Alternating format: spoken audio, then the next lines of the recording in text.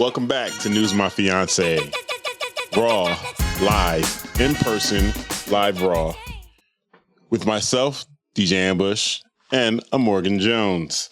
Reporting live from downtown Portland. Well, we're not in downtown Portland anymore. We're just the 5-alarm fire that is Portland, just forever ablaze. Hello. Yeah, they don't need our exact location. All right, all right. Mind your business. Yeah. We're in Portland, we're reporting live. That's all you need to know. There was protests over the weekend, and it's still on fire.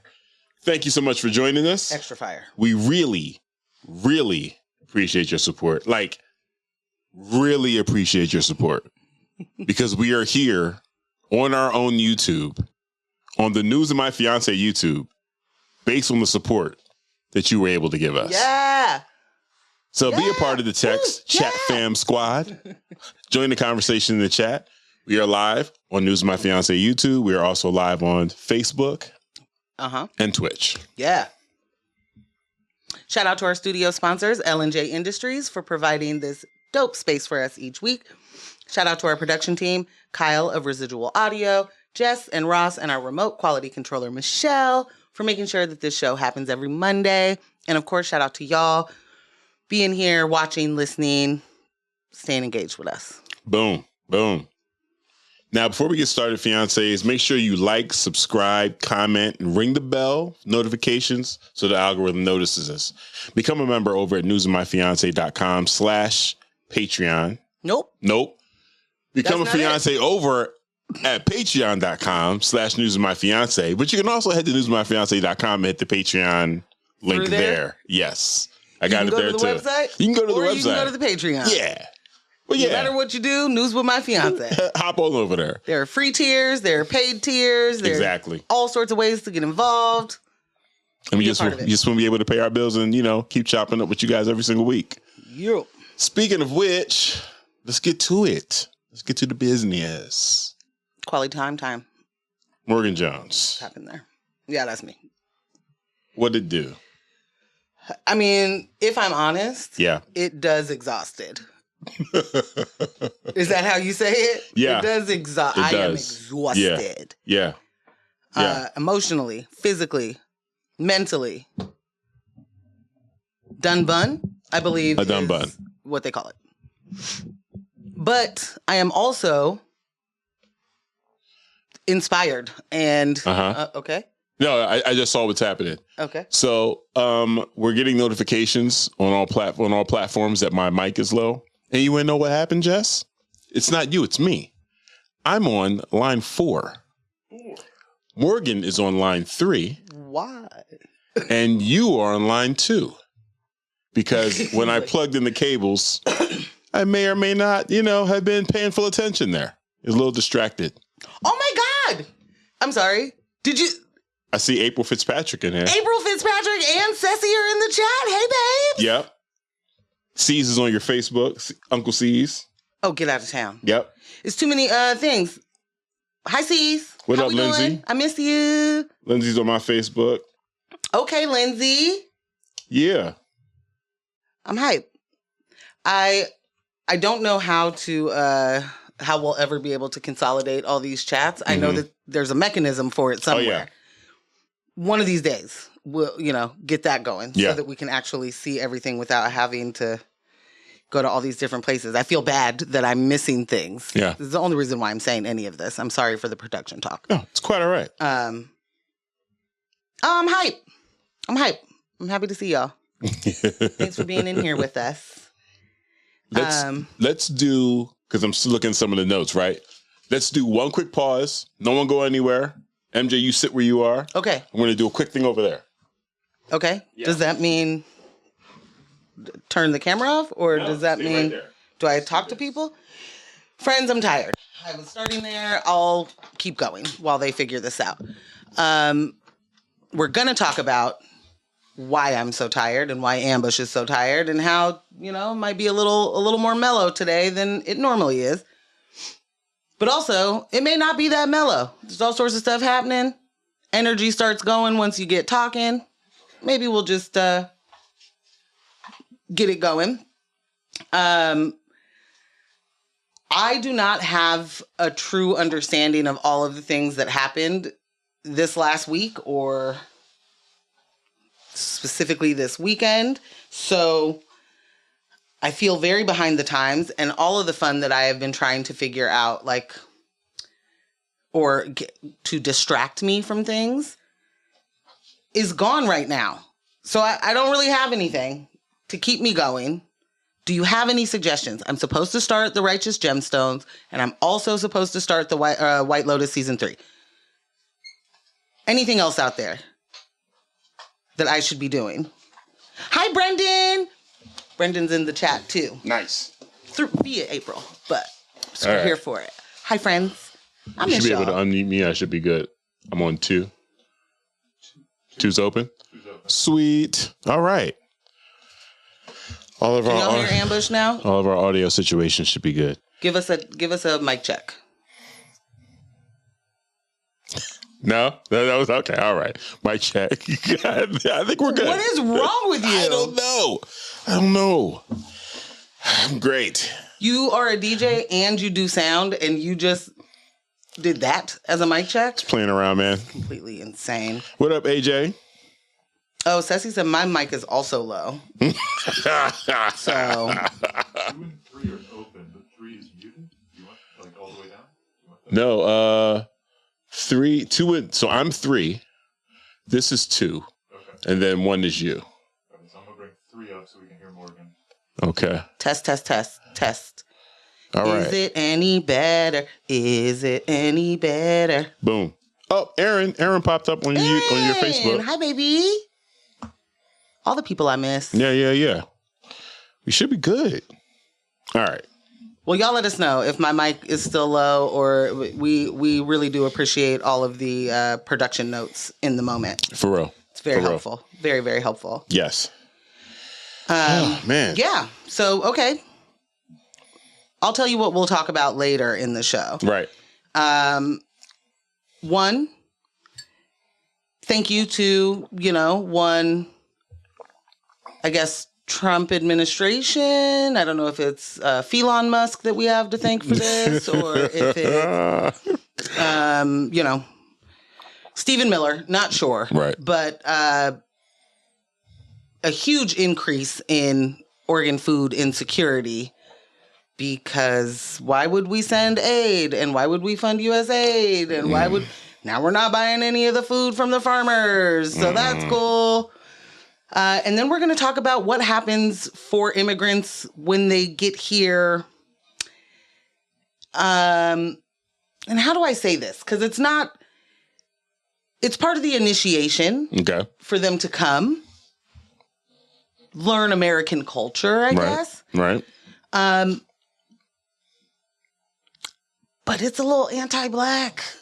And by a little, I mean a lot. A lot anti-Black. And wow, here we are knowing anti-Blackness is global. And we wonder sometimes, why do people think that about, like, you also have Black people in your country? Right. It just, U.S. imperialism strikes again. We love some white supremacy. It's our favorite. Bruh. But yeah, the kind of conversations that are being had with Black immigrants coming to this country, I'm very interested to know if those conversations happen for non-Black immigrants to this country. I think it does, but yeah. I got a sneaking suspicion as well.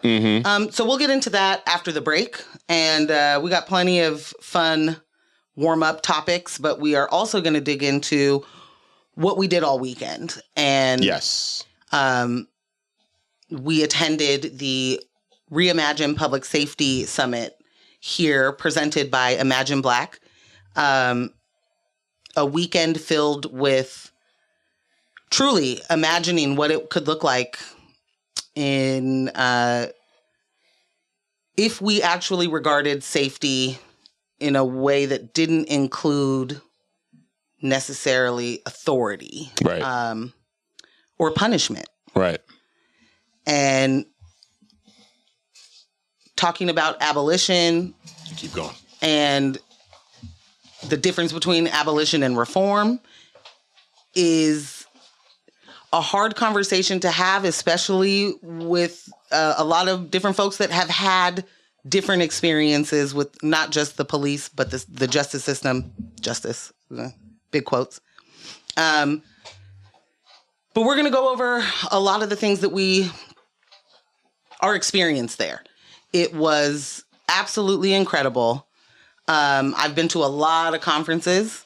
I've been to a lot of really big conferences, smaller conferences, and I will never get over how amazing this one was and how intentional and thoughtful and so just care informed is the way that they planned this entire thing. And it was incredibly impressive and felt like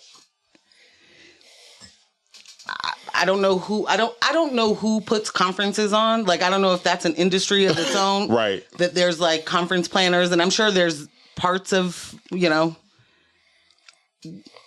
that somewhere, depending on how big the conference. Like, right. They're already doing great big work, so it's not like I'm expecting them to stop what they're doing and start doing this. That, but yeah. this, I mean, I said to you at some point, like, this is why you have Black women do.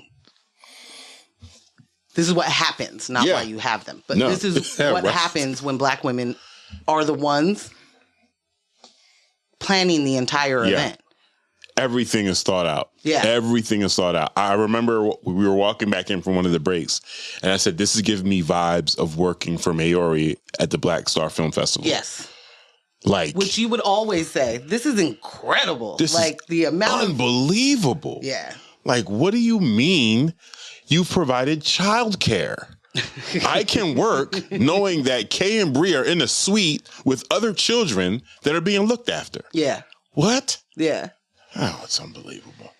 There's just a different level of detail and making sure that you prioritize those things so that, I mean, this is already, we're doing heavy topic, right? Yeah. And we're doing a long weekend of a big lift. Yeah.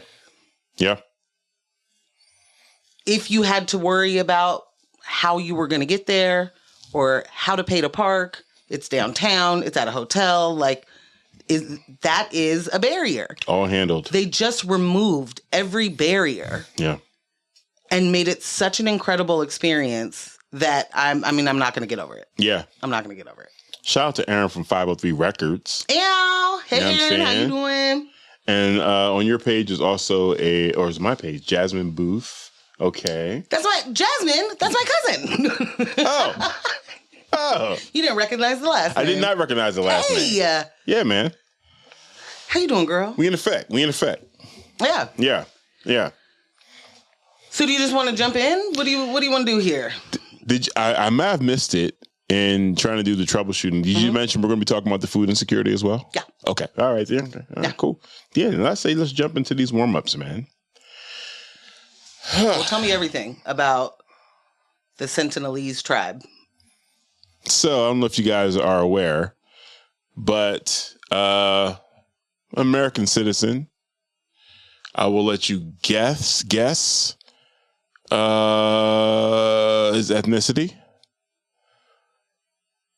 Took it upon himself to go and meet with, visit, infiltrate the territory of a tribe, Sentinelese tribe, off the coast of India, that is an endangered tribe, that it's illegal to come in contact with them. But somehow his thought was, but you know what? I need to go on the beach and leave them a Coke. Leave them a can of Coke. Because they've never had a Coke. Okay, I'm sorry. A quick question. Yeah. This story keeps kind of happening. Yeah. Not the can of Coke portion, but there's someone from America. This is an American, Oh, it's right? American. Yes. Someone from America. What up, Faith? She said I read about this. Hi, Faith. Real quick, did you say hi to AJ? Because I didn't see AJ was in Yes, here. I did say hi to AJ. Hey, boo. And Lily. My baby. Hi, baby. This story just kind of keeps happening. Yeah.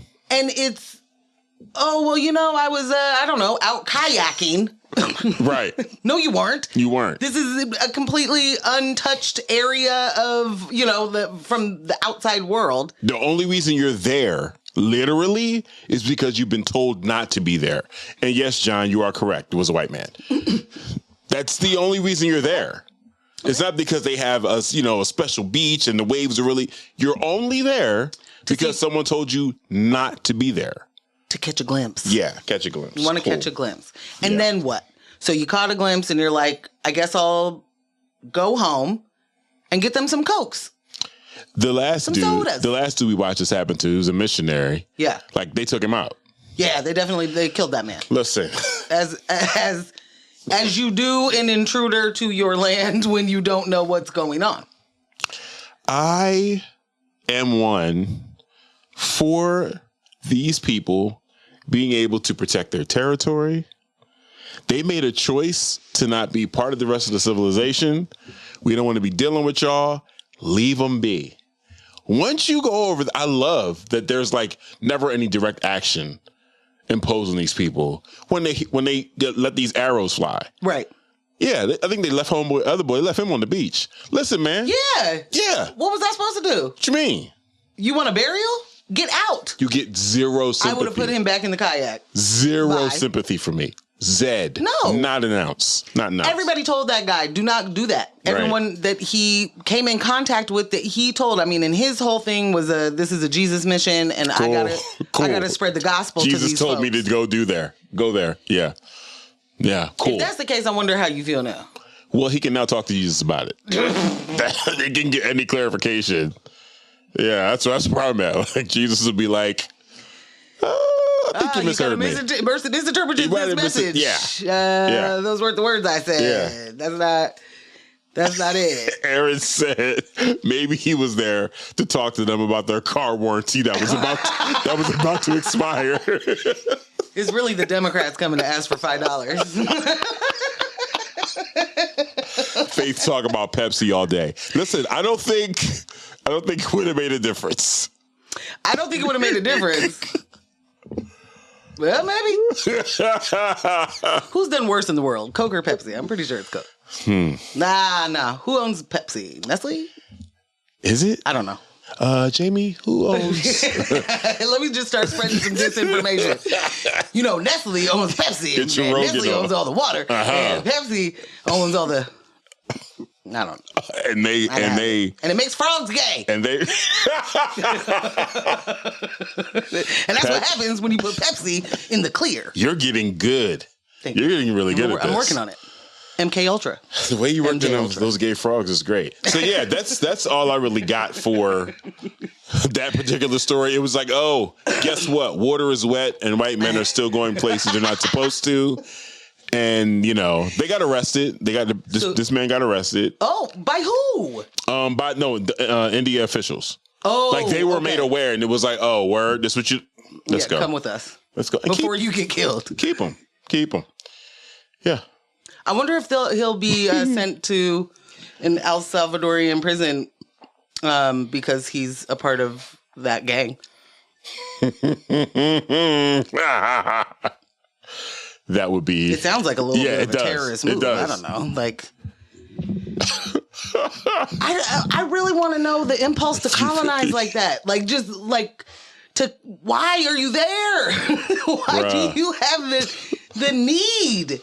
Okay, I'm starting to see a lot of Pepsi love in here. Lakeitha said Pepsi's for black folks. Okay, fair. It is sweeter. I've been drinking Coke over Pepsi when I do go cola. Right. And there's no Mr. Pibb available or Dr. Pepper. Yeah. I'm going to go Coke over Pepsi. It's drier. I just have been. But now, have I been doing it wrong? Faith, I'm talking about no child. Have I been doing it wrong? Is that what I'm finding out now? Pepsi is sweeter. So it okay. It's a better taste to me. But I try not to drink either one of those because they both clean car batteries. So And that's no shade, no nothing. That's just like I'm trying not to. I don't want the BDs from that. C's, let me know. If I get the drinking BDs, let it be from something like real good, not like a soda. I feel you. You know? Nah, I feel you. So yeah, that's that whole situation. Anybody in the comments go to the protests on the 5th, the hands-off protests in your city or your county, area? in your area? We did not. We were busy. Yeah, obviously. We didn't make it. Quite the... I also just wasn't going to go. Well, I wasn't going to go. Yeah, I mean, it's...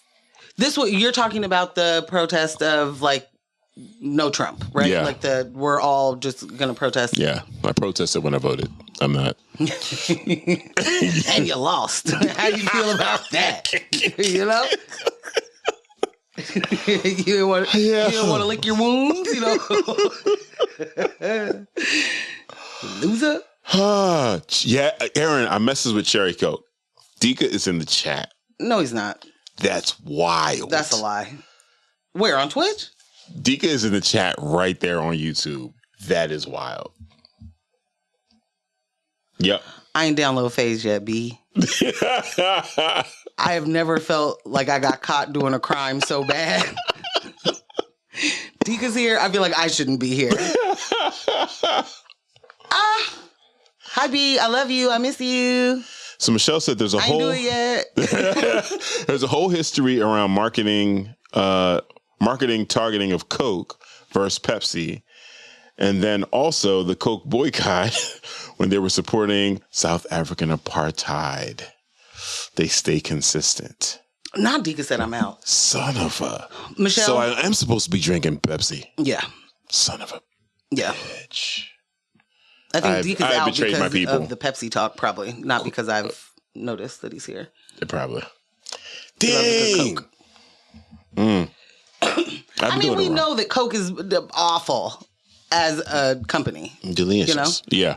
I'm sure Pepsi is too. I just don't remember. Okay. I just don't have a thing in my mind. But yeah. All right. Okay. Well, now we know. Well, so right. those protests, they were pretty big. Mm-hmm. A lot of people were out and about. Mm-hmm. It wasn't it's funny because it's being reported like this is not your average protesters. This is a whole bunch of, there's older folks out there and there's younger folks and these are the protests we like, basically. That's how they're reporting it? Yeah. Like, but I have an issue. I find issue with that. The agitation that happens at protests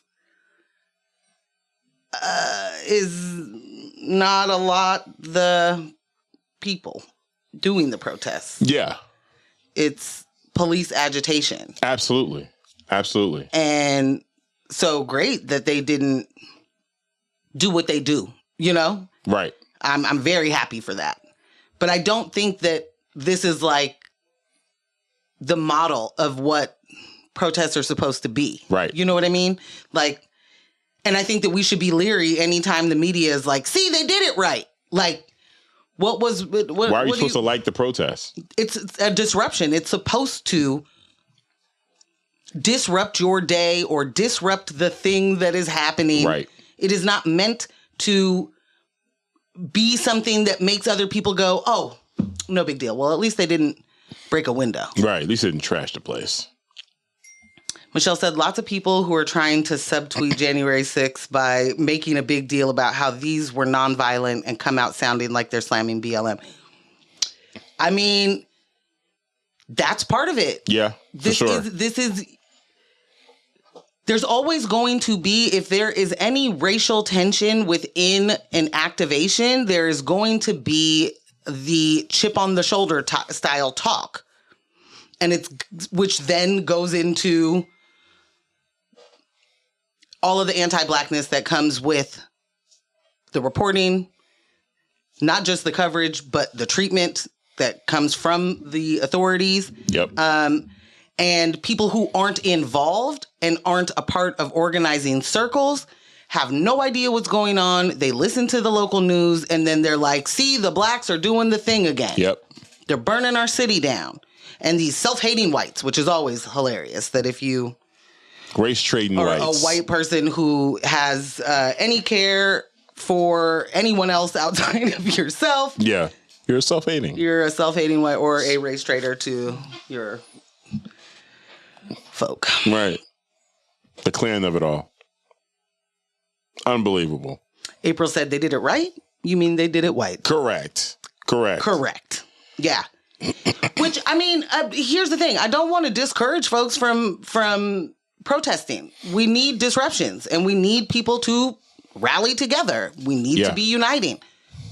So I don't want to, as if I am just shitting on this. Not at all. That's not what I'm doing. No. But I am forever going to be a little leery of the way that things like this are framed, and how we did it the right way. Yeah. Finally, we could just get them to do it this way without harming all that property. Right. We could just get them to do it this way moving forward. We'll be good to go. Yeah. Yeah. Whatever, bro. But more importantly, Trump has a new name for Republicans that he doesn't like, and that is a panicking. And I am going to be using that word. We're panicking or just panicking? Nope, just panicking, because you out here don't panic. Yes, the tariffs are backfiring. Yes, we're about to go slamming into a deep depression. But don't panic. Just hold the line, bro. Because what will happen at the end is greatness. I heard members of his administration referring to it as this is like you taking your medicine. This is you got to take your medicine. It's not going to taste good going down. I don't think they know what take medicine means. Well, they don't believe in science, but they do like to use it as an illustration. Yeah. No vaccines, any of that stuff. But yeah, this is supposed to be like taking your medicine. So it doesn't taste good going down. Doesn't taste good going down, but it's going to do your body great. Yeah. What if your body loses all of its money and then you can't pay any of your living expenses? And then your body goes from being inside of a home into outside of a home. Right. Is my body still doing good? Yeah. Did the medicine work? Medicine worked. This is going to balance everything out. Everyone's going to end up where they're supposed to end up, which is in the streets. I mean, if the entire point is to get a labor force that you don't have to pay a bunch of money, then this is going great. Yeah. The plan is working. I don't know about y'all. I don't want an extra layer of subjugation. I don't want to then, now be working for $1 a day and like potato rations. Exactly. That's not what I'm looking to do. Yeah. I'm not looking for that. Well, good luck. Anyway. Good luck with that. I don't know what in the fucking fuck?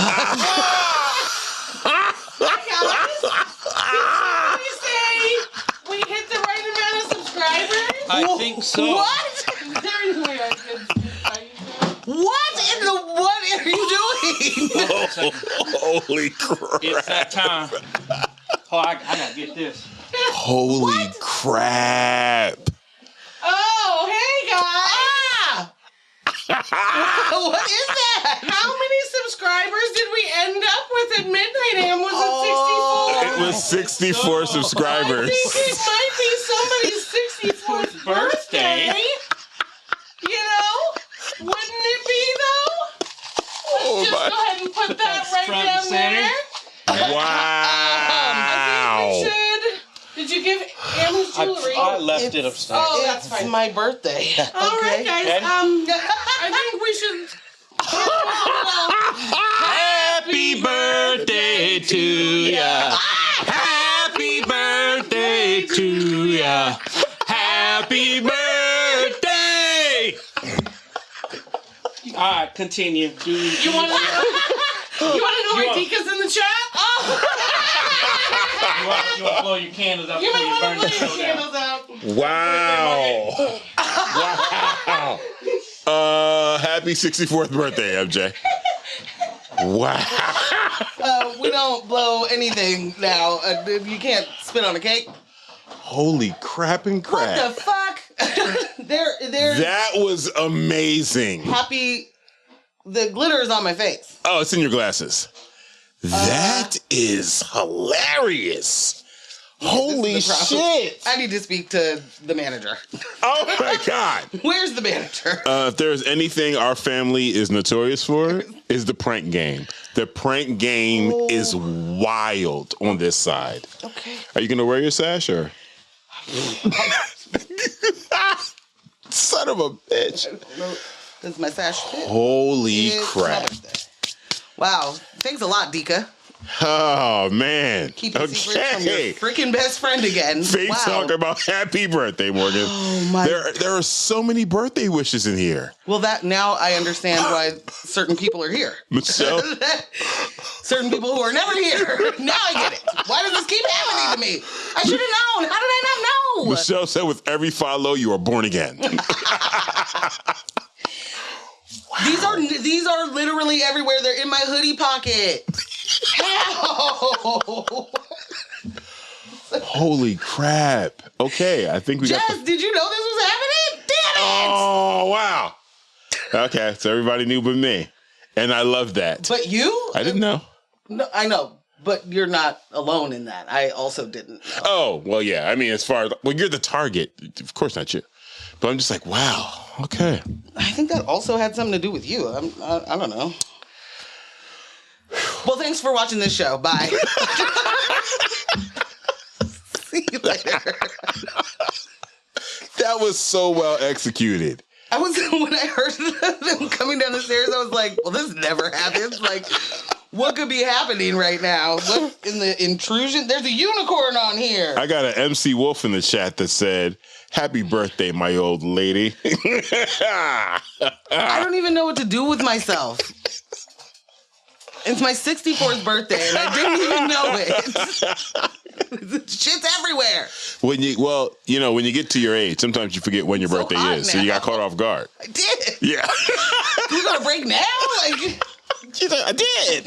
I'm so caught off guard. Wow. There's no getting back. The train does not. It's off the track. So this show doesn't happen anymore. What were we talking about? Luckily, there's no glitter in my water. This is awesome. There's glitter in my coffee. Lily! It's going to spice your coffee up. Give it a sip. I really don't want to swallow a bunch of hearts. I really don't.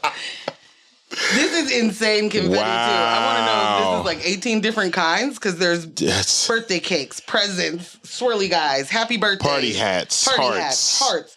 This is not one pack. No. You know? No. Wow. Okay. How the hell? This is. No. We're going to have a moment.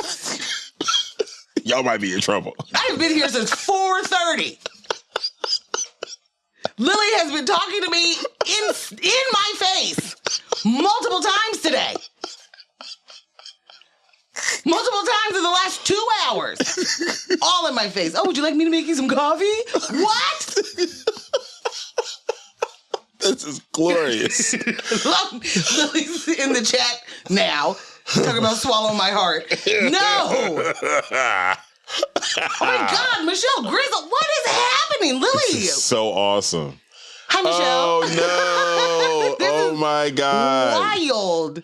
Tracy said, "Happy birthday, MJ! Happy 64th birthday." This was quite the prank.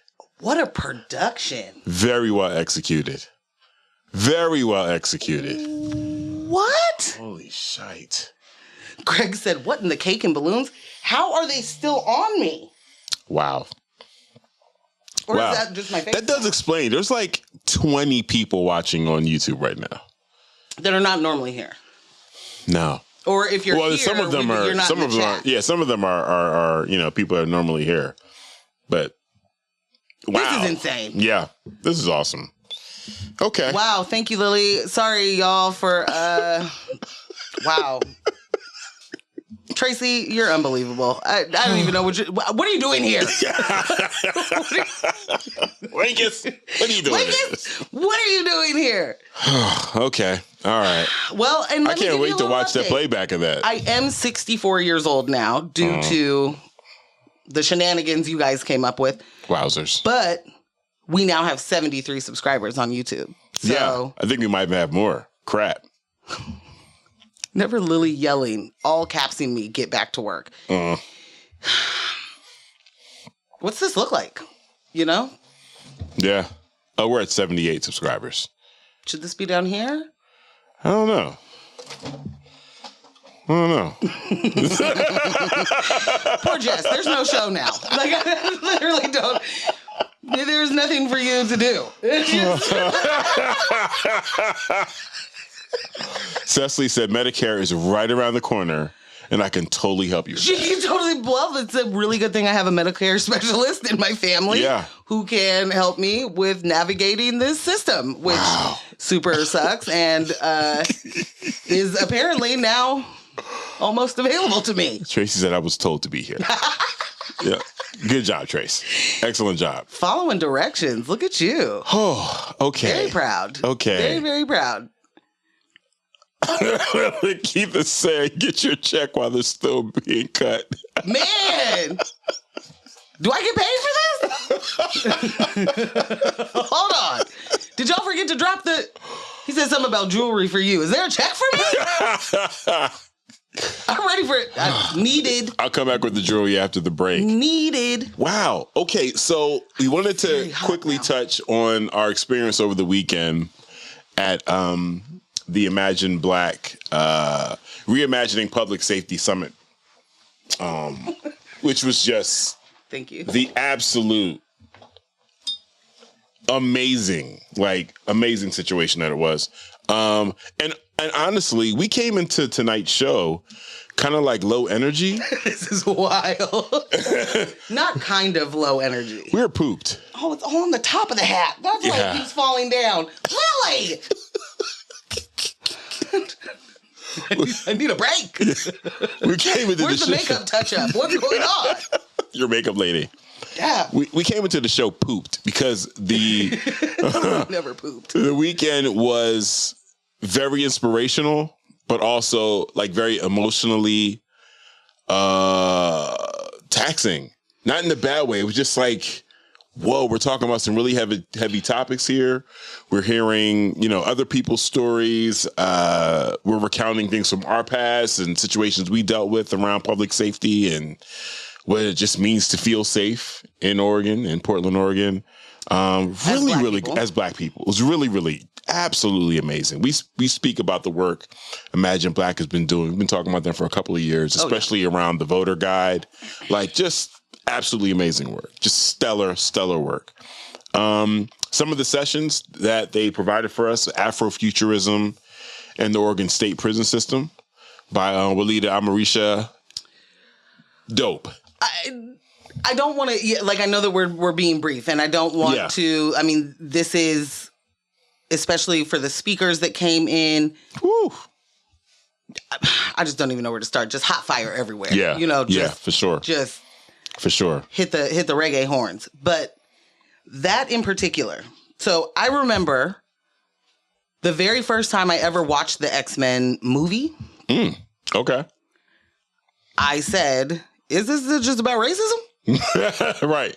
Immediately. This is racism, right? Right. They just illustrated so woke. Like, but in a way of, they're special or mutants. That's like they have abilities. Right.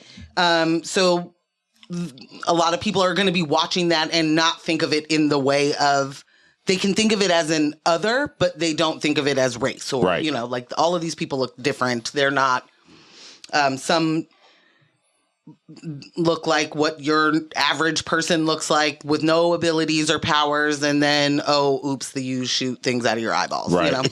Right. I think that's a lot of sci-fi and a lot of those kind of works really illustrate all different kinds of otherings that happen. Oh, yeah. Right? And it speaks so well to the audience that is frequently targeted by that content. And also, like, I'm just all over the place, right? It's literally stuck in your arm hair. Stuck in my Wolverine arm hair.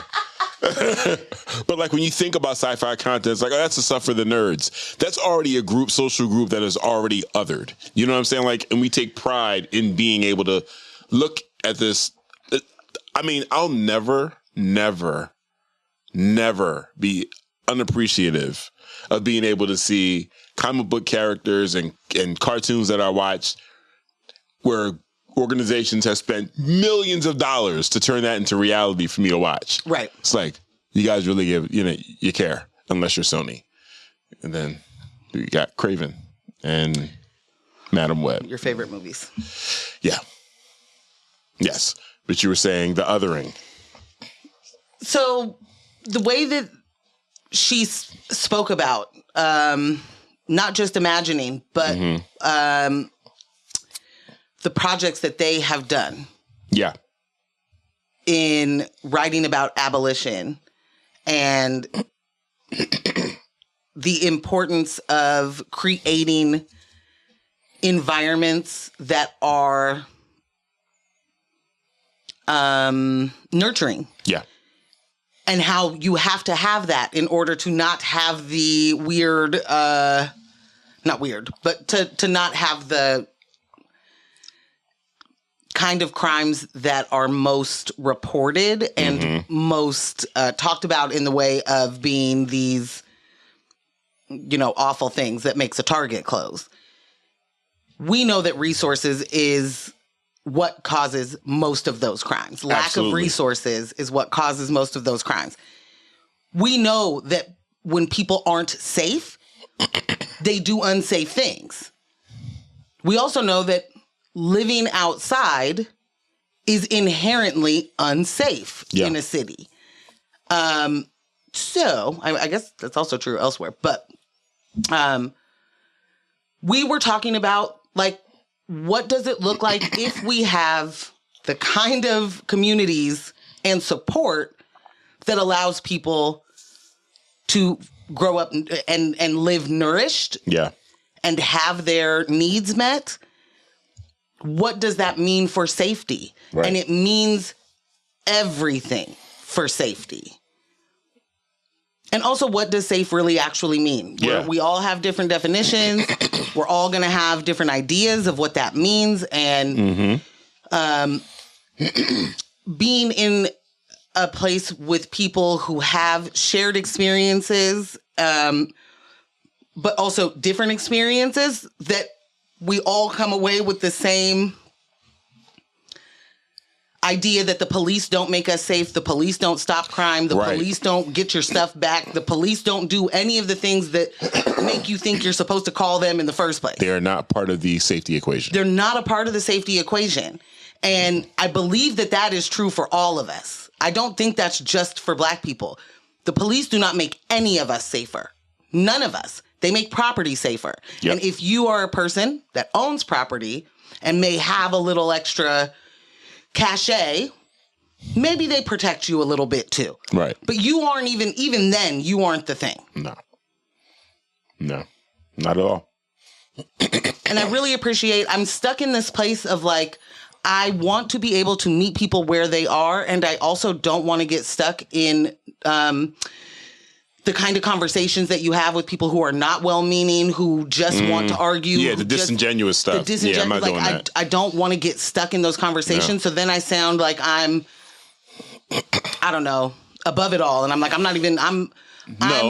over here, graduate level, and you just started, and I'm not talking to you about these things. And I don't mean it in that regard for people that are well-meaning. No, it's an exercise. It's an exercise in protecting your peace. Yeah. Period. And we talk about this all the time. Like, when you encounter this, block it, unfriend it, keep it moving. Yeah. You know when people are being disingenuous. So don't spend any of your mental time and any of your mental energy from your mental mind. From your mental mind. Any time that you could be spending doing anything, taking a walk, playing PS5, having some birthday cake. Like, don't waste any time arguing with these people because they don't really mean it.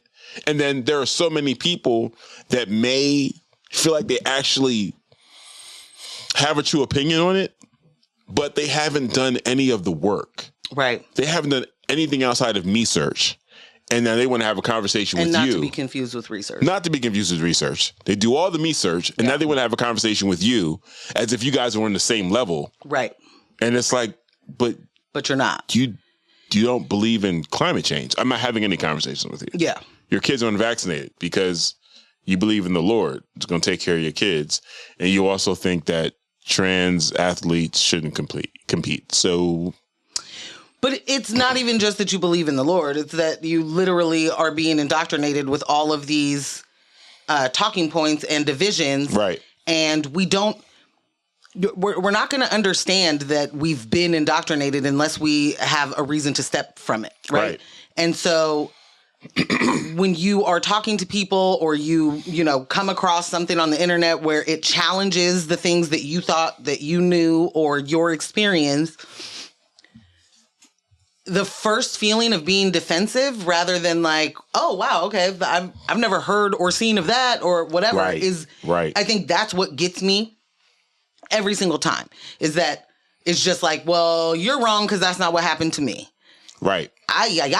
Like, in where is that ever true? That if it didn't happen to me, it didn't happen. Like, we just don't have the same basis of knowledge, right? At all. And I'm sorry, I'm so jumbled right now. But part of that is understanding that people are different spots along in their journey of learning and unlearning. And the idea that you really have to put in work to unlearn the things that you have been taught is really hard for people to do. They very much feel like, I have this, I don't need more, or I don't need a contradiction to it. This is, these are the things that I have used to base my opinions on things. And especially in America, because I'll speak very specifically for, our own experiences and mine specifically, is you are told so many things that as you start to experience stuff, you're like, well, but that can't be true. Or is that true? Is that true? Wait, so we're the ones that did that thing? And then we did the, like, for me, I'm curious. I'm nosy. I want to know, tell me more. Like, what does that, what did that actually mean? Yeah, like, we're the ones who are disrupting all of these other and starting coups in all of these other countries. And the way that you learn history and American folklore. Yes, fan fiction. Yeah. Again, for me, once you realize that has not been true and that isn't the thing, it makes it easier for me. Yeah. Because I'm like, this systemic thing is wild, right? Like, really, this isn't even your individual thing. But in America, very individualistic. Everybody is pulling themselves up by their bootstraps, and everybody is their own free thinker that nobody else has planted an idea in your head ever, never, not once, right? And everything you've done is an original idea or thought. Wild that we could be having those thoughts in 2025. But because I know that the indoctrination has worked so well, I cannot expect everybody to be in the same place that I'm at. I cannot expect everybody to understand what an oppressive system, which part of the oppressive system even is working through them. Because they don't see it and they don't feel it. And that they, you know what I mean? Like, if somebody told you you're upholding white supremacy and you're like, I'm a TSA agent, what do you even mean? What are you talking about? At what point? What do you mean? You may not get it for a long time. Even if somebody explains it to you, you just may not get it. Mm-hmm. And there are people that are in positions of power that are always going to abuse that. They are always going to want to have those positions of power to be able to abuse it, and be able to oppress. And then there are people who don't know that they're a part of those things that, and I'm not saying that this is excuses behavior or excuses they just anything. Don't know. They just don't know. Yeah. And I'm not going to give everyone the credit that they have a bunch of information that they simply don't. I can't do it. It doesn't matter if you have access to the information if you don't see value in the information. Or that you don't, having access doesn't mean you get to it. Yeah, true. But I mean, it's if you don't even, like, if you can't recognize it as something of value, it's a book sitting on a shelf that doesn't have a title it's a tab on it. on the internet. You know what I'm saying? Yeah. Yeah. So one of the other sessions, I believe this is on day one, we had Abolition versus Reform by Dr. Lisa Bates. There were some self-guided activities that were really, really dope. The Beyond the Walls film screening, that was like an hour and 20 minutes worth of short films that addressed prison system. It was absolutely like, there were some tear-jerking moments for sure. Not some. Okay, tons. I mean, I'll be honest, for my, for me, you didn't. For your own self. For my own self. Yeah. We walked in there and it was the end of one of the shorts. I started crying immediately. Mm-hmm. Immediately. Yeah, it was rough. And that particular one was about the expansion of the prison system in Virginia specifically happened very quickly, and it was private prisons, and they were, $7 for a 10-minute phone call type thing. Like, so a radio station there started a call out. You can call in, you can leave a message, you can write in. Yeah. We'll read your letters over the airwaves. We'll play your requests for your loved ones. And where this particular radio station was, their broadcast signal covered 8 prisons. Yeah. Which was like, whoa. Yeah. Yeah. Hearing those voice messages, and it just really, it hit me immediately. Like, and the one that was playing when we walked in was, I think, a mom to her son. Yeah. Was like, yeah. And I lost it. And that, like, so many of these films also focus on what it means for the people who are left outside. Yeah. And that is not a conversation that happens as much. And if you have been impacted by this system, if you have had a loved one in prison, or if you have been in prison, you know that, like, say you go to a visit or you talk on the phone, you know that the life, as soon as you hang up, as soon as you walk out, you know they're going back to the most dastardly conditions, you know? And we are a country that focuses so much on punishment, and there is no rehabilitation in the American justice system. That is not what it's for. Don't let them lie to you. So when you hear those words like reform, laugh in their face, because they, one, don't mean it, and two, think of the conditions that are there right now. Reform ain't enough. Right. You can't reform allowing people to be in solitary confinement for months or years on end. You can't reform that. That's not reformable. You have to change it completely. Yeah. We know that the things that we are doing as a system to people in captivity are killing them, making them go absolutely insane. And then if they are lucky enough to make it out of those conditions, we expect them to just do it right now. Right. This time, go do it right. There's not even the you paid your debt to society and now you get a free start or a fresh start. That's not real. Right. That's never been real. Maybe it's real for some people. Right. Joyce said, as a person who grew up going to prison every weekend, their whole childhood till early 20s, that's a blessing. Them calls used to cost so much. Right. So the radio station would be a blessing to be able to have that. Yeah. Whew. I don't even know what to say about that, Joy. Yeah. We have to talk about that. Yeah. Hey, Joy. Yeah. So, yes, there were, again, it made me so badly want to initiate a program like that. Like, how do we connect people? Because it hit me. Yeah. It hit me hard. And such an incredible way to do what you can, even though you are not a part of the situation. Like, to do what you can so people can be connected with their folks. The, amount of, there was a van of women in one of the movies that was going to see their loved ones, and without that van, without that woman who drives that van, they don't have a way to get there. Yeah. Without, these are hours away. These prisons are nowhere near civilization, Without that effort, they wouldn't get to see any of the people that they love that are in that scenario. And what's the visit, like an hour?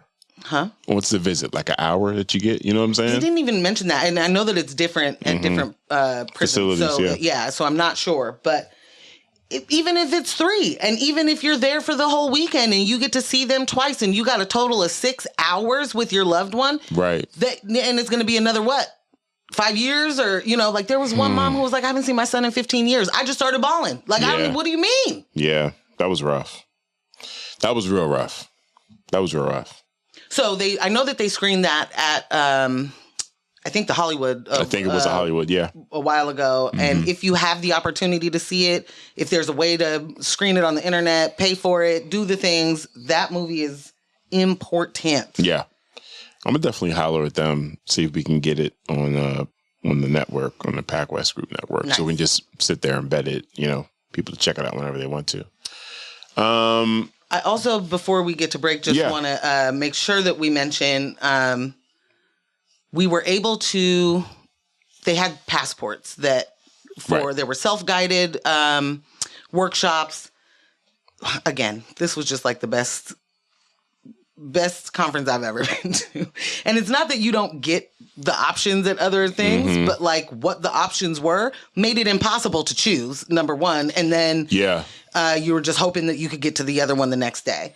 But one of the workshops was, what was it called? Which one are you describing? Keith's workshop was called Creating Solidarity with Folks on the Inside. Thank you. We got into that on the first day and we were too late. And so we just caught the tail end of it, and then made sure that we were there for the next one the next day.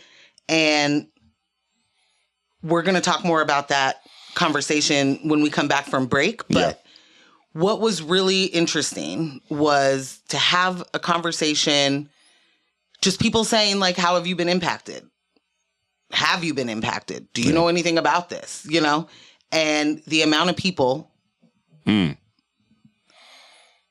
that room who have been impacted in some way by friends, loved ones, themselves being incarcerated, it really highlights just how this entire thing is punitive, and none of it is to restore, rehabilitate. No. It's made to harm the entire thing. To continue the cycles of harm. 100%. 100%. And you can have the moments of that, and that's always been your experience, and you absolutely have and then to hear stories again and again, it's like, how can we be in 2025 and still be having these conversations? Obviously, there are proven things that would work and we could do, and we just decide not to. Yeah. And at one point, somebody said, well, it costs more money to do this. We know it's more harmful. Why do we do it? And my only answer is capitalism requires it. Period. Capitalism requires that there is an extra super duper subjugated group of people. We all have to, under capitalism, have to feel like we're a little bit better than. Mm-hmm. We're making it a little bit more. I'm doing it right. Yeah. We should really have a better understanding right now as we see people being not just displaced, but deported under complete and total lies. Like, we're just going to make these things up now. You're a gang member. Bye. So wild. We're going to be hopping into that Thursday morning. Yeah. Michelle just shot us an update too about that. We're going to be hopping into that full because that's almost a whole show. Yeah. I mean, it's a shit show, but it's almost a whole show. Hi, It's almost a whole show. P-Town said abolish. Absolutely. Yes. Just go ahead. Nope. No. Capitalism requires some to be at the bottom, some at the top, and the cops to be there stratifying the two. Yep. Absolutely. Yeah. Absolutely. It was really inspiring. The entire weekend. Draining. Yeah. Draining. Emotionally, yeah. Emotionally draining. We were coming away after each night like, what? Heavy business. I feel so heavy right now. I'm so tired. It's early. Last night we got more sleep than we've gotten in months. Yeah. And I'm still tired. And I'm still drained. Yeah. One of the things I want to mention, just the intentionality around our safety as we're attending a public safety summit. Every morning we had the COVID test. Yes. That was mandatory. Yes. You walked into a room. Come in here. Nope. You walked into a room. They gave you individual COVID tests. You sat in that room for 30 minutes waiting for your results. They'll send you a text message whether you tested positive or negative. Then after that, you went to registration, and then you had your breakfast waiting there for you. It was just, anyways. So Take good. Notes. All the notes were taken. Yes. So we're about to head into the break. It's a tight 10 minutes. If you haven't already, make sure you hit the like button, subscribe, tell your friends, hit the comments, get active in the chat if you'd like. All the things. And yes, we'll be back in 10. We are currently at 86 subscribers. What? Yeah, we picked up like 10 just during the broadcast. You guys are amazing. I'm going to give that to Lily. Lily gets those. Yeah. Absolutely amazing, you guys. Time for break? Yes, P-Town. A good prison system is an empty one. Yes. Boom. All right, yeah. And that's said not Doge. We'll see you on 10. All right. And we are back in the house. I was playing with these colored little glitter pieces. Yeah. And now my fingertips are bright pink. And this is the gift that keeps on giving, I guess. Yeah. Because I'm not going to be able to not mess with these while they're all over the table. And they're all over my keyboard. Oh my and gosh. I'm seeing where this isn't great. You know? We're going to have to get some air, canned air, and blow it out. Yeah. Seeing where it's not great. Yeah. But it's great. Welcome back. Welcome back, y'all. Welcome back. We back. That is wild that we also got like 10 new subscribers just during the show. Just during the show. So thank y'all so much. That came through. Everything. Yeah. I don't know what kind of party we have at 100, but Lily and John will not be involved. Whatever party it'll we be have, a planned celebration. Whatever party we have at 100, it will probably be next week because we're at 88 now. Oh. So that means we're going to probably cross 90 before the end of the show, which again is wild. It's wild. Let me hit a refresh. Wow. Bruh. Okay, guys. All right, well, so we're back. Yeah, so right before the break, we were talking about our experience at the Imagine Black Reimagining Public Safety Summit this past weekend. And one of the conversations, one of the breakouts, and it was interesting too, because I remember you being like, traditionally, breakout sessions aren't something you look forward to. It's like, the breakout session. This wasn't that. This was not that. These were some really great breakout sessions. They really, Every really single were. one. Yeah, straight up. So this and one, all of the self-guided things. Sorry. Yes. I wish we could have had more time, honestly. Yeah. This one was creating solidarity with folks on the inside. The breakout session led by Keith, Imagine Black's organizing manager. Keith held it down. Yeah. The people that came to participate held it down. Yeah. And expanded into a conversation around anti-Black sentiments within the African immigrant community. And this particular conversation, of course, hit home for me. No. Yeah. Why? You know? Being You're the son from Philadelphia. being the son of an African immigrant. My pop's from Nigeria. My mother's from Jamaica.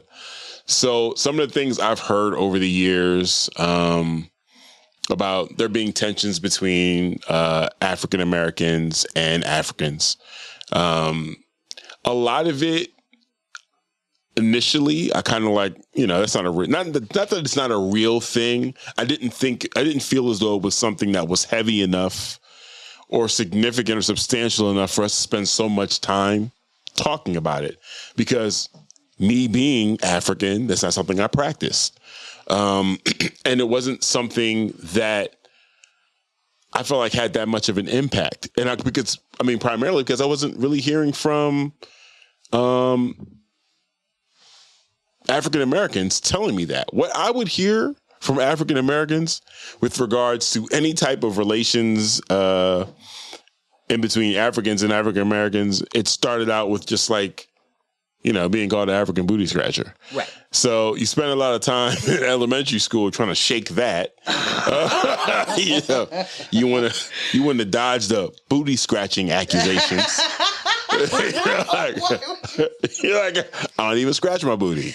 So I don't know who you're talking to. Must be a different African who scratches their booty. Tis not I. It's not me. Tis not me. Hands be in my pocket. No booty scratching. So, and then, that kind of just wasn't a conversation for me, because it's not something that comes up for me specifically, because I've been using my stage name for so long. So people are meeting me as Ambush. There's nothing that says this man is African. There's nothing that says this man's Nigerian. There's nothing that says this man's Jamaican. It's just Ambush. Right. Ambush. Right. So trust and believe. There have been times when I've been in conversations with people or in group conversations like, yeah, and I'm Africans. And I'm just like, yeah, I know what you mean. Them Africans. Really? Continue. Oh, absolutely.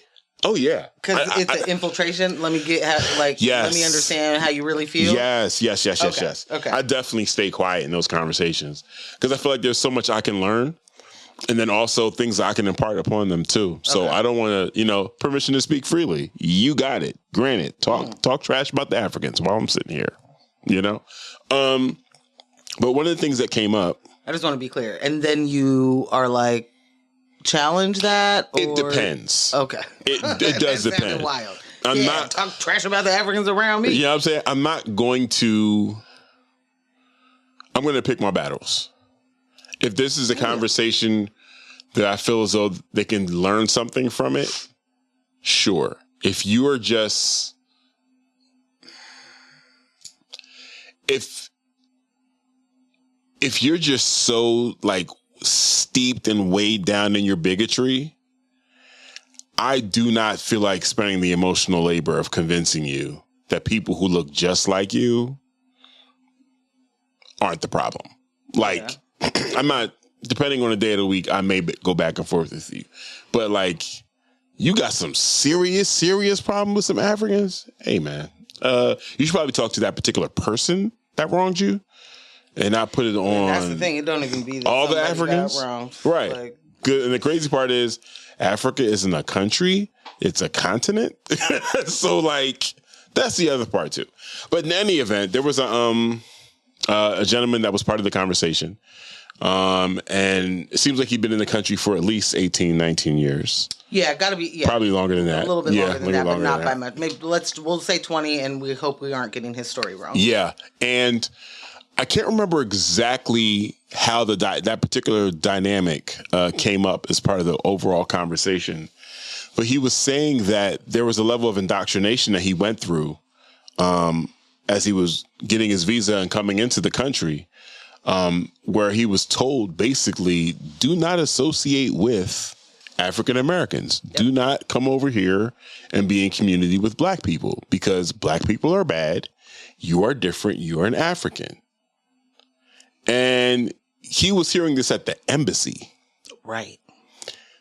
That was mind blowing. Let me just tell you the way that everything stopped for me when he said that, because I know that I reacted loudly with my face. Mm-hmm. You're like, oh, what? Excuse me? I was stuck because, again, anti-blackness is global. We absolutely know that. Right. being indoctrinated with all of the American white supremacy and patriarchy and capitalism and all of the things, there's a very large part of that is insidious. You don't know what's happening. It's coded. You're given it as a kid, so you don't even realize, you know what I mean? To hear him say flat out that at the American embassy, they said, you're not like them. They have a chip on their shoulder. You don't. Right. Don't associate. Right. Don't be like that. Is a different level of propaganda. No. Like I was about to say evil, and that's not what I mean. Is it intent? No. Danger. Okay. It's a different level of danger because it's louder. It's plain. It's obvious. It's pointed. And that division from the beginning, we have had the conversation about immigrants who look down on Black Americans and are very, very bigoted, and trying to hold space for understanding that is a global problem. Anti-Blackness is a global problem. Right. But not knowing what it's like to live in another country and be a Black person in another country, you don't know the level of indoctrination that they're receiving before they get here. Right. And you were talking to me about what it looks like when the TV is on a loop and the only information that you're getting or the programming that you're getting from America is showing you Black people on cops. Right. Or or just Black life, how it's depicted in American media, period. It's not, and that's the thing. It could be something so, I don't know, down the middle is just, again, maybe an episode of Law and Order where, there's Black officers and there's Black lawyers. But the underbelly of all of that is that Black people are on the bottom because they deserve to be. Right. You know what I'm saying? Like, no matter what the depiction was. So I went back to Nigeria with my father in, I want to say I was maybe 12 or 13 at the time, maybe even 11. We were there for one of my grandparents' funeral. And we were there. The trip was for 2 weeks. The government tried to keep my father. So there was some corruption at play where they wanted extra money in order to, allow him to return and release his passport. So that 2 weeks turned into 2 months. And I'm talking about multiple trips to the airport thinking that we're leaving and it's not happening. And during that time, I'm there, kicking it with my cousin. We're staying with my aunt. And the TV that they were showing, there were a couple of channels, but for the most part, you were watching the same 10 or 12 shows on a loop. Same commercials. This is content that was piped in either from the UK or the US or whatever they had stateside there. But you're watching the same shows over and over again. Maybe after a couple of weeks, something might cycle in, something might cycle out. But for the most part, you're kind of being indoctrinated with whatever it is that you're watching. So this is just for the short amount of time that I was there for those 2 months.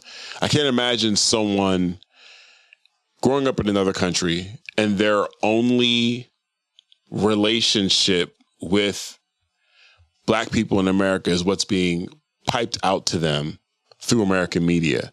I liken it to what the early settlers did, the early colonizers did with the Native community that was here, the indigenous people, when they created literature and comic books that depicted Native peoples to look like demons and savages and sent that shit back to the UK. And this is what we're dealing with. This is what we're up against. And it helped with colonization tremendously. Like, we got to push them back. We got to, fight them off. So to hear that this particular man giving us his experience of what he was encountering when he got to the embassy, I was able to share that experience with the people in the room, saying, hey, listen, because immediately they're like, we don't understand why they come here with so much animosity. We don't understand why they don't see us as family, why we don't see each other in ourselves. And I'm like, this propaganda starts before they even leave. Yep. They've been told that this is the land of milk and honey, and the blacks that are here do not appreciate it. Squandering it. They're squandering it. They're wasting their opportunities. All they want to do is crime, drugs. That is all I want to do. Yeah. All day crime, all day drugs, debauchery. Yeah. So when you get here, when you're given the opportunity, don't you mess it up by hanging out with those folk. They're absolutely no good. Right. Don't do it. Yeah, I was happy to be able to share that with them because I believe it felt like them hearing that in combination with the gentleman saying, sharing what he was being told at the embassy was like, whoa, wait, what? What was really dope about another really dope part of this was there was a woman from Haiti who has been here since she was 2. Mm-hmm. And there was another woman who was talking about her experience recently with a Dominican person who she was like, he's black. He looks black. Right. But his perception of African Americans is like, you're broke. You don't have jobs. You're doing a bunch of crime. Mm-hmm. You wouldn't be able to afford any of the stuff. And, I got money, so I'll show y'all how to live kind of thing. Right. And her whole, in that moment was like, we're the ones who pay for all this stuff. Like, we are college educated, working women, all black, all, there's... At the Beyonce show. Going to Beyonce. So, you got to have $1 million to do that anyway. Period. But it's wild that, that is still so very much people's idea that we're just, unable or unwilling or lazy or all we do is complain. And I just as Keith had said when that man was telling his story and he said that we have chips on our shoulder. It was like, man, where'd that chip on my shoulder come from when it got a boot on my neck? Right. There's been so much that has continued to happen to black people in this country.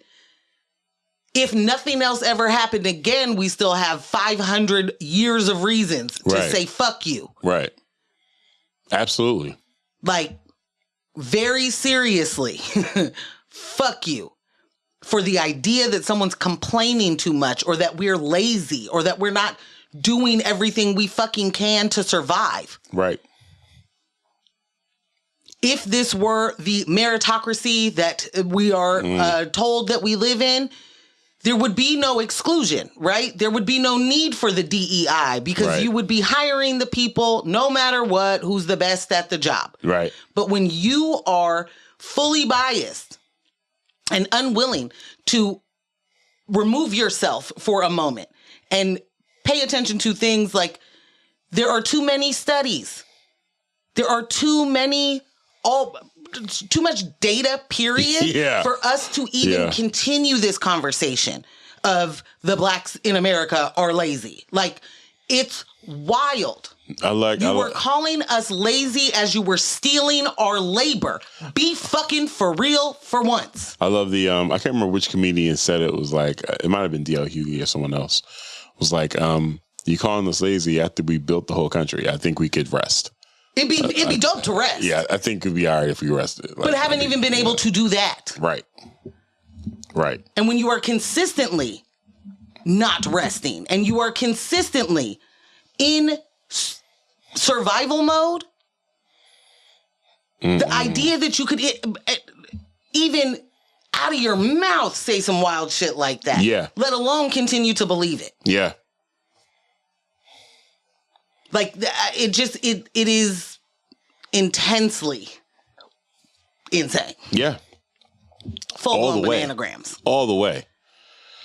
Yeah. But what was really dope also about that gentleman is he was like, the reason I'm here is we don't know how this system works. Yeah. So we're getting detained by ICE. We are getting sent to prisons. We don't even know how to go visit our folks. They're not explaining any of this to us. We don't know what it means to, be a part of these systems. So he was like, I'm here to connect with people that know how this system works so that I can hopefully explain it to my community. Right. And he has a program where he is getting African immigrants and African Americans, younger people, taking them to show history of African American history in this country to very simply explain, we are not different. Yeah. Yep. Taking them back to African countries with ports of exit. Yep. For the slave trade, and explaining to them like this is how it happened. This is how it happened. We are actually all connected. These people did not take a leisurely trip. Right. They did not hop on a boat for fun. And we're not going to, not on his watch is he going to let you think that they did. Despite what Kanye will tell you, slavery being a choice. Maybe. We're not going. Well, I thought we don't talk about Kanye on this show. It's anymore. True. It's true. Because I wanted to talk all about that Black Klansman outfit, but ain't nothing to talk about, I guess. He ain't talking about nothing. What you talking about? He ain't talking about nothing. Right. Yeah. Yeah, I think that we were able to come away from this weekend with a lot of inspiration and a lot of hope, honestly, which is not something I have a lot of. Definitely. It's perfectly timed for that reason. Yeah, yeah. But again, it's such draining emotional work that even having the conversations, you don't in the moment feel like, whoa, this is draining. But immediately after, it's like, oh, damn, I just shared a lot about things I haven't thought about in a long time. Or personal experiences start flooding back because now you're talking about it. You maybe didn't mention it at the table, but it's, now it's swirling in your head. Yeah. And we're just, then going back and talking about other things that are relatable, but heavy work. Heavy work. And there's something to be said about how heavy the work is that we continue to show up for. And I don't know how many communities that have the label of lazy and chips on their shoulder are doing this much work. Yeah. These heavy lifts. And we have to have, find moments of joy and find the ways to rest. And it is incredibly important. And everybody plays their part and all of those things. And it's still exhausting. And it's still dangerous. Yeah, the level of danger, the threat level hasn't decreased. Like at all. No. And for a lot of it increases because you're like, I know more than I did before. Yeah, more aware. And you have to use that information moving forward. That's not the information that you can accidentally lose because it is a part of your survival. And if you are not living in survival mode at all times, you don't know what it feels like. You don't know how hard that is. You don't know how getting out of bed feels. That part. Knowing that you're getting up to face another day that does the same thing. In a not just area, but in where the system literally says fuck you every day. Built in. Baked. Your work day is different. Your school day is different than the people that you go to school with and the people that you work with and all of the things. It's fucking different. There's, like I was saying, there's so much data that explains that you have the same cover letter and resume and it's the same hiring manager. And if you put a white sounding name on that thing, you get a call back. When you get there for the interview, nothing. Yeah. Nothing. Who's lazy? Who's looking for handouts? And to the point that you made earlier about people that grow up in a environment, geographically isolated from people that don't look like them. They're not aware of the bias. They're not aware of what they're practicing. So like a comparison I made, after the fact, as we were just in conversation about it, just talking about the power of media and indoctrination. When I was telling Morgan this before I moved out here, like in the 90s, of course, my formative years when, Wu-Tang loves the kids. You know what I'm saying? When Boys in the Hood dropped, when Menace to Society dropped, when South Central dropped. This is me on the East Coast watching what I believe is all-encompassing West Coast life. Not California, not LA, the West Coast. So you line that up with West Coast rappers, that representation, along with the movies. So I'm already in my head like, don't go anywhere on the West Coast wearing red or blue. You're asking for it. There are no doctors on the West Coast. There are no black doctors. There are no black butchers. There are no black optometrists. It's all gangsters. Yeah. What? Like, what, like, you know what I'm saying? So, and this has got to be hilarious to anyone on the West Coast that is in the chat right now. Like, that's got to be hilarious.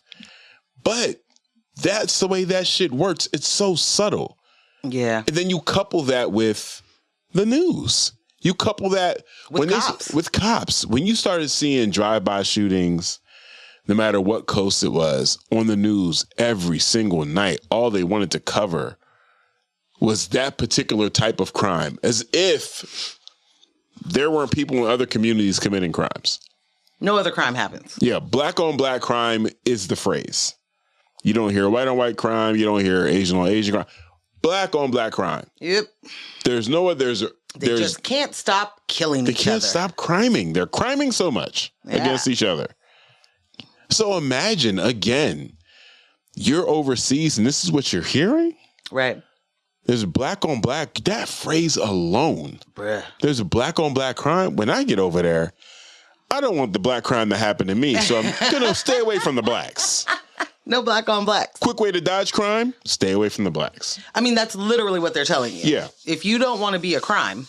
Yeah. And you don't want to do a crime. Yeah. Stay away from the African Americans. Keep away. Which, I mean, I'm not.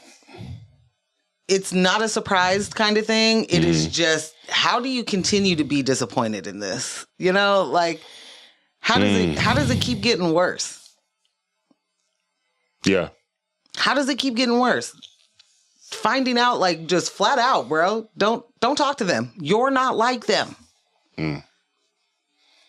Those are people of authority. Those are people who are, like, from the government. Yeah. Yeah. Sometimes their first contact with a person once they're here. Like, real conversation. Yeah. And that's the conversation you get, and you're coming to a place like Oregon, where, completely illegal for black people to be here for a real long time. Not that they weren't here, but illegal. Yeah. Flatly in the Constitution of the state. Are they adding that in? Do they mention that? You're lucky to be here. Right. It's been illegal for a long time. It is. I know that we do a great job as a country selling the propaganda. I know we do a wonderful job explaining that the streets are, in fact, still paved with gold. Absolutely. And that there's so much opportunity for you here. Also, don't come here. But if you do, be a good immigrant, right? And do open a business and do a, but also don't come here. Right. But also, if you do, don't talk to the blacks. Right. I'm not getting over it. I'm not getting over it. Yeah. That was a heavy one. Man. Yeah, to live to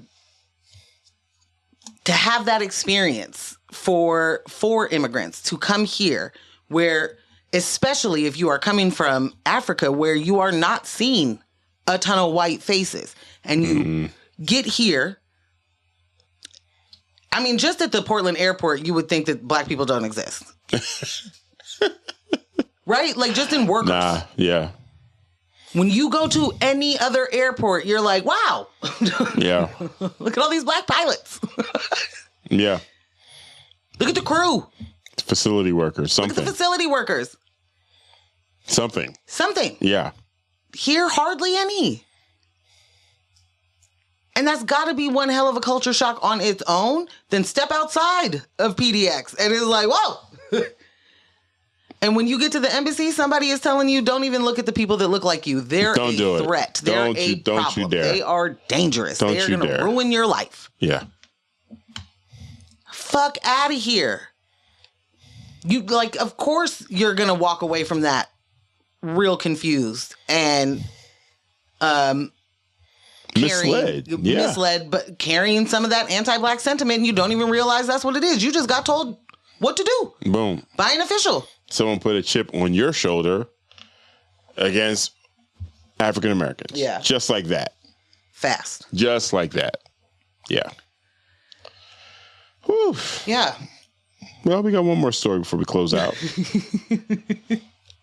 I'll say this, we did a way better job energy-wise than I expected us to. So I guess I'll thank Lily for her bullshit. And definitely thank everybody who was in the chat and showed up for the birthday party that no one else knew was happening.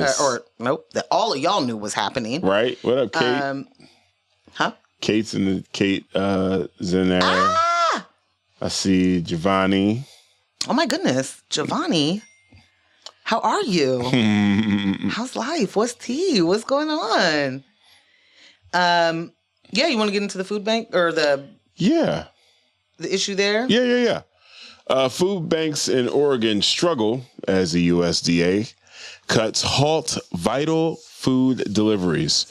A wave of federal funding cuts from the U.S. Department of Agriculture has put Oregon food banks in a precarious position, just as demand for food assistance continues to rise. The USDA's decision to end the local food purchase assistance cooperative agreement program is already causing major disruptions, with canceled food shipments and growing uncertainty. The agency defended the move as a shift towards fiscally responsible initiatives, stating a preference for stable, proven solutions over temporary relief efforts. On the front lines of the crisis, food banks and volunteers are sounding the alarm. At St. Andrew Catholic Church in Portland, the need for food assistance has surged in recent years. Volunteer David Fickstad reported that weekly family served have increased from around 100 in 2022 to over 700 in 2024. That's estimated to be around 20 to 30% of the food that we get, Fickstad said, referring to the share loss from the now defunct program. The impact is being felt personally by community members like Gary Johnson, a disabled veteran from Northeast Portland. Johnson, who visits the food bank weekly with fellow veterans, shared concerns about what the future holds. We'll all get together and we'll come over here and pick up a few essentials before we go to the grocery store, he said. Losing this support is going to hit a lot of people hard. According to the food bank, the fallout is already materializing. Director of Operations Shannon Oliver confirmed that 30 truckloads of food, nearly 1.5 million pounds, have been canceled between April and June. That's about 18% of the food typically distributed to 21 regional food banks across Oregon and Southwest Washington. April's about a week away, so we're indirectly feeling the impacts already, Oliver said, emphasizing the loss of nutrient dense foods like fruits, frozen meats, pork, and chicken. Critics of the USDA's decision argue the cuts are short-sighted and harmful at a time when food insecurity is escalating. David Wieland, a policy advocate for the Partners for Hunger-Free Oregon, questioned the rationale. It hurts. These are deeply popular programs. They feed hungry people. They support local farmers and ranchers. They support the economy, Wieland said. It's really confusing that these would be the things to cut in a moment where demand is so high. It's confusing to anyone with a modicum of empathy and understanding. It's confusing to anyone with common sense. It is not confusing to people who are looking to continue to oppress and want to make sure they're doing whatever they can to benefit the 1% here. It's a system of control that they're wielding right now. They're tightening the belt on, and it's going to get bad. Like, it's going to get bad really, really fast. We talked about like how things got during the pandemic, the early days, and there was definitely a fear. I remember telling Morgan, like, I could honestly seeing someone being without, like, stealing someone else's shopping cart in the parking lot. Like, it could get there. It could get there. Lord forbid what a family would have to do. You know, they've already lost so much, and maybe they're living out of that van.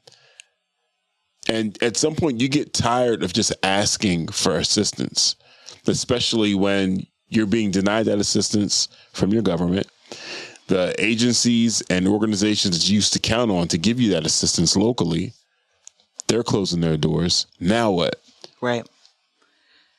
In the Joy in the chat said, I know a person personally who will go to food banks to help friends and family who can't get to them, and she volunteers at one then and has said that the food is shortening.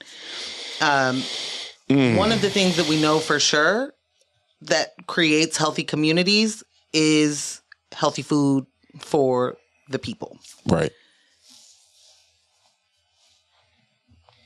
We have a current, administration and power structure that is not interested in creating healthy communities and is not interested in making America great again or keeping the people alive. That is not their interest. Mm-mm. So we know that. They can just say those things, but then we know in the actions. Cutting SNAP benefits, trying to make, food scarce, the price of things that could be different. I am not saying that the president can make the price of eggs be a completely different price. But I am saying we could have, this could be different. It could absolutely, for sure. There are things that you can do to make sure that people are able to get food. And even if that is subsidizing everybody, while here you have $12 eggs. Mm-hmm. You know what I mean? We are instead trying to take food away from people. We are trying to then hurt those farmers that have been the backbone, along with those small businesses and the stores that carry that food, that no longer have food to sell to the customers. Like, we know for certain that people need healthy food in order to live a healthy life. We know that. Right. This isn't questionable. So, of course, if you take that away, if you make it harder for people to eat, while you're making it harder for people to make money, or that their money even matters to the things to their cost of living, they are purposely impoverishing all of us. And when you get to the point where the lack of resources has created the kind of crime that they lied to you about and told you was happening when it wasn't, then what? Then I guess it's Gotham. I don't know. Yeah. But where have the resources gone, right? Because this whole we're saving you money thing, and Doge is out here, you know, we're going to shut this down and we're saving money. Where does it go? What's the savings mean if I'm homeless now? What does the savings mean if I can't eat? What does the savings mean if the only thing we can eat is ramen? Right. What's that doing to your body? What does it mean when your kids cannot have something healthy because they get rid of school lunch and breakfast? And that was their way to eat. Right. Shout out to AJ. AJ! In the chat says, invest in our local food programs. This saga was a long time coming based on how we have set up emergency food systems. Yep. This is intentional. We will see many deaths because of this. Yep. The way we all help is by donating dollars to local food pantries. AJ is not just a homie. AJ is the executive director of Equitable Giving Circle. And co-founder. And they feed about 400 families each week. Per week. At their at the food pantry at Alder Commons. And it is absolute amazing work. They've been at this thing for 5 years. They're expanding into housing. They're just doing so much to help the community. But one of the things that was highlighted this weekend during the panel discussion she was a part of is that they have, it was a 547. It was a 500. I want to make sure I get the 100 right. 597. 597 monthly donors. Yeah. And she said the average is about $40 a month. That is community taking care of community. Right. Period. Right. That's community taking care of community. They source very, very fresh produce from local farms. Yep. So, I mean, when you're talking about the impact of, one, these farmers not getting these federal contracts anymore. So these truckloads that are supposed to be coming into the state that will affect all these other food programs, like, we got to start being more creative. We got to be able to figure this out, because we all know how much harder it is to fix something once it's broken. Right. Where's the even the interest in it? Like, looking at what happened again with the immigrants that were shipped out, bruh, and for the State Department to admit this particular guy, we weren't supposed to send out. Like, this was a mistake. This is on us. But we can't bring him back. Not going to be able to do anything about it, except for tell you that the mistake was made. Yeah. Once these food programs break down, we're now dealing with a larger problem. Crime will increase. Houselessness will increase. It's going to be a domino effect. And instead of them actually addressing the cause, because we know they never do it, what happens? More police.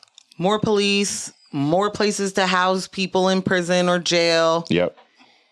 We know that doesn't work. We know that is not investment. We know that's not investment in community or people.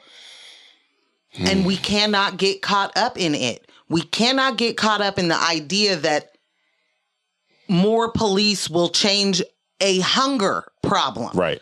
That more police would change a housing problem. That more police would change a mental illness problem. More police doesn't change a crime problem, let alone any of the reasons and the causes for the crime. Right. It addresses none of it. Right. And if it did, and I really need you to sit with this, if it did, you would not have the examples of that crime happening right now, because police budgets are ballooning. Yeah. PPB, Portland Police Bureau, has the highest budget they've ever had. But they're still understaffed. They're understaffed. No one wants to be a cop anymore, apparently. Mm-hmm. So they will tell you. Yeah. Except for, if you give us more money, we'll hire more cops. Right. They have just so many vacancies for positions there. Right. They don't need more money. What they do is find a way to spend that money, right? They make sure that whoever gets 1 million hours of overtime and makes more on overtime than their salary, we're going to spend this money out so that we can show them we need more next time. We're going to need 2 planes. And 4 We're tanks. going to need that dog, that robotic dog. We need one of those. No, we need 8 of those. Yeah. Like, these are things that they purchased over the last couple of years. It was like, what are we talking about? Right. You can't fill positions, but this is what you're doing?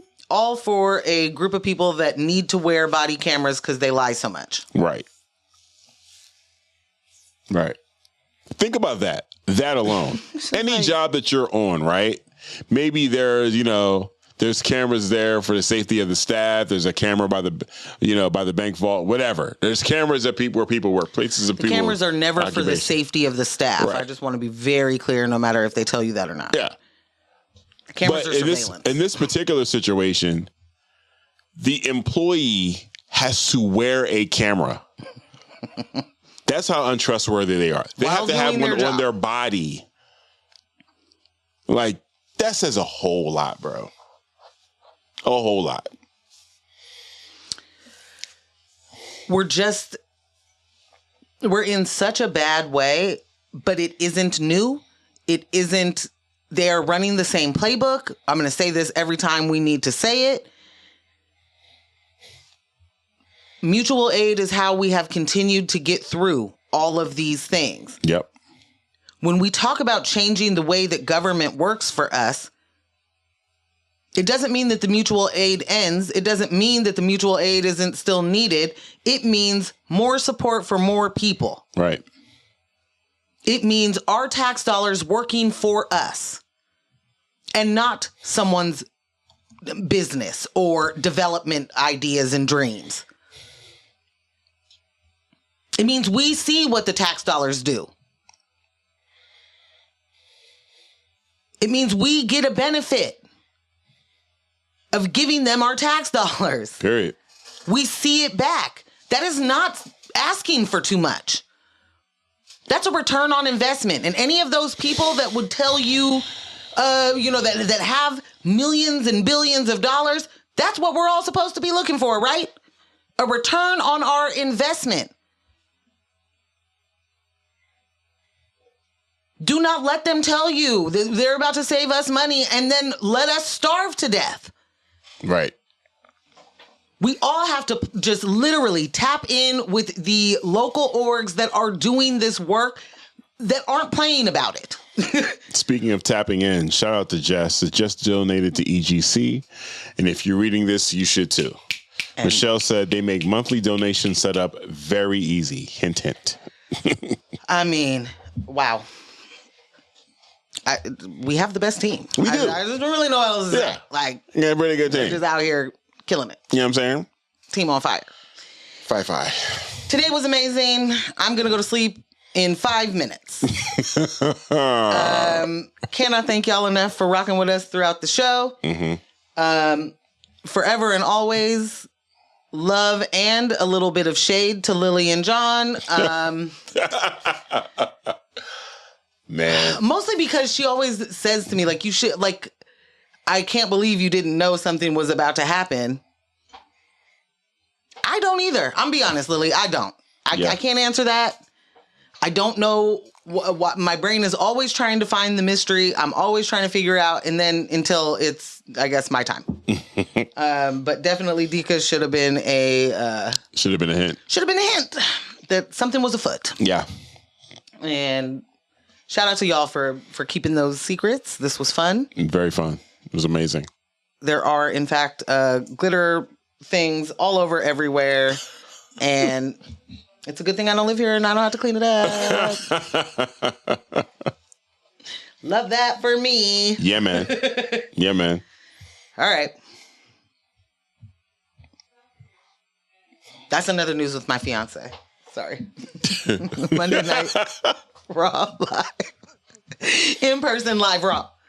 In the books. Thank you for spending all of this quality time with us. This episode was made possible by our in-studio crew, Jess M., and our remote crew, Kyle G, Residual Audio, Michelle, Rossum, Shout out to our studio sponsors and arch villains of the day, L&J Industries, for providing this dope space each week.